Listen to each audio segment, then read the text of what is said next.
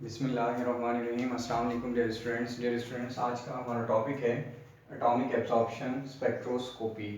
जैसे कि हम एनालिसिस टेक्निक्स को डिस्कस कर रहे हैं कि अगर हमारे कोई भी सैंपल होता है उसको एनालाइज करना हो तो किस तरह से एनालिसिस करते हैं।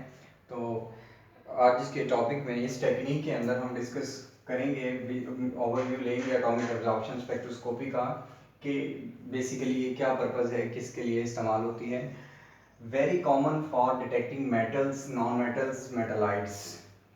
मेटल्स को डिटेक्ट करने के लिए, नॉन मेटल्स को और मेटालाइट्स को डिटेक्ट करने के लिए इस्तेमाल की जाती है। ज़्यादातर इसका यूज़ जो है वो मेटल्स को डिटेक्ट करने के लिए इस्तेमाल किया जाता है most of the time.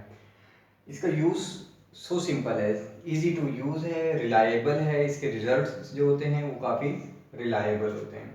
Second one पे एनालिसिस जो किया जाता है, एनालाइज मोर देन 62 एलिमेंट्स को एनालिसिस किया जा सकता है।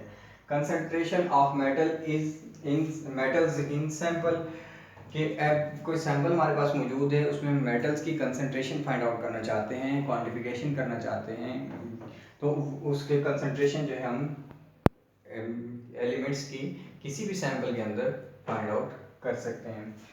एटॉमिक एब्जॉर्प्शन स्पेक्ट्रोस्कोपी, इसको ये एब्रिवेटेड फॉर्म में मैंने लिखा हुआ है AAS। Atomic absorption spectroscopy can simply be defined as the absorption of light, कि इसके अंदर एब्जॉर्प्शन ऑफ लाइट होती है, लाइट एब्जॉर्ब होती है by activated atoms. Such absorption occur very narrow spectral lines, so called absorption lines इसको कहा जाता है, या रेजोनेंस लाइंस भी कहा जाता है। कि इसमें बेसिकली क्या होती है, लाइट एब्जॉर्ब होती है एक्टिवेटेड एटम्स में, used in the field of free neutral atoms. इसका इस्तेमाल कहाँ पर है कि अगर एटम्स जो हैं वो न्यूट्रल फॉर्म में मौजूद हैं या फ्री फॉर्म में मौजूद हैं तो उसके लिए इस्तेमाल किया जा सकता है।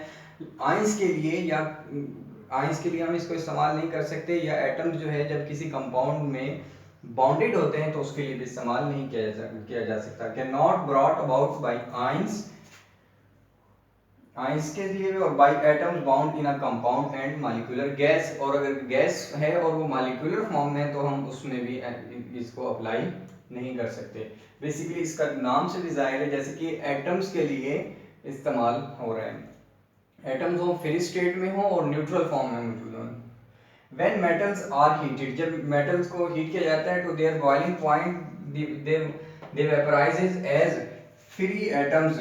मेटल्स को वेपराइज किया जाए और वो फ्री एटम्स में कन्वर्ट हो जाए, provided that interaction with other elements is prevented. हम इस चीज़ का भी ख्याल रखना है कि जो एटम्स हैं वेपर्स में जब कन्वर्ट होंगे तो अदर एटम्स के साथ रिएक्ट ना करें। प्रिवेंट, इस चीज़ की ये इसकी प्रिवेंशन है। And it is for this reason that atomic absorption spectroscopy in this present form has found it's most extensive application. कि जिस फॉर्म के अंदर जो मॉडल जो स्ट्रक्चर हम अब स्टडी कर रहे हैं, ये और इंस्ट्रूमेंटेशन के हवाले से प्रिंसिपल हैं वो डिस्कस करेंगे साथ में।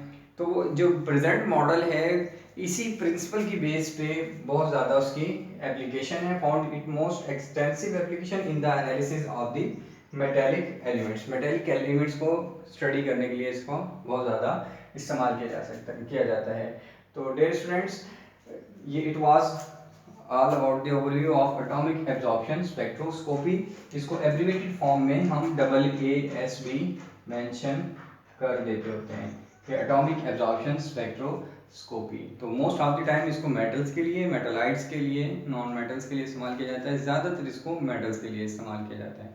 वेरी कॉमन टेक्निक है, सो सिंपल और रिलायबल रिजल्ट्स होते हैं इसके। और इसके साथ साथ जो है जब एटम्स हैं हमें उसे न्यूट्रल फॉर्म के अंदर, फ्री फॉर्म के अंदर मौजूद होना चाहिए एनालिसिस करने के लिए, और ये इसकी प्रिवेंशन है। और इसकी बिहाफ पे हम डिफरेंट टाइप्स के एलिमेंट्स को, मेटल्स को स्टडी कर लेते हैं। नेक्स्ट लेक्चर में इंशाल्लाह हम principle of atomic absorption spectroscopy को डिस्कस करेंगे। Thank you very much. अल्लाह हाफिज़।